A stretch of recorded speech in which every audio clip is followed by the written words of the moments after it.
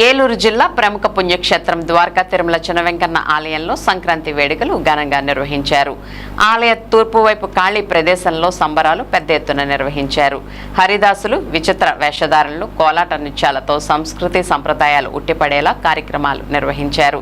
స్వామి దర్శనానికి వచ్చిన భక్తులు దర్శనం అనంతరం దేవస్థానం నిర్వహించిన సంక్రాంతి సంబరాల్లో పాల్గొని ఆనందించారు. రేపు సంక్రాంతి పండుగ సందర్భంగా ఆలయంలో స్వామివారికి జరిగే నిత్యార్జిత కళ్యాణం, అర్జిత సేవలు రద్దు చేశారు.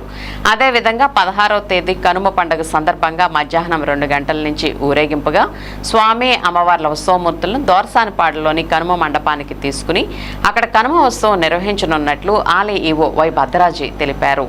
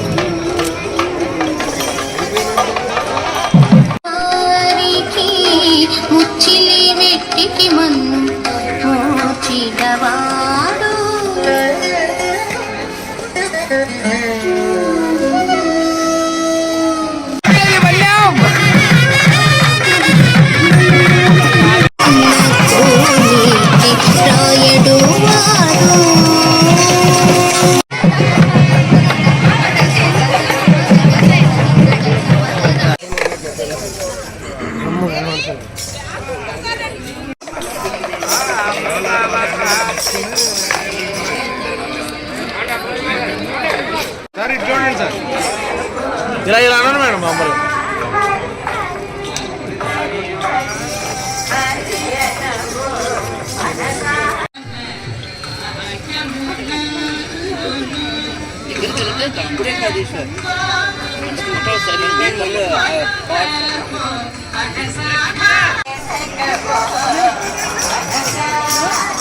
కాలు మీద వేసుకుంటా చూడండి.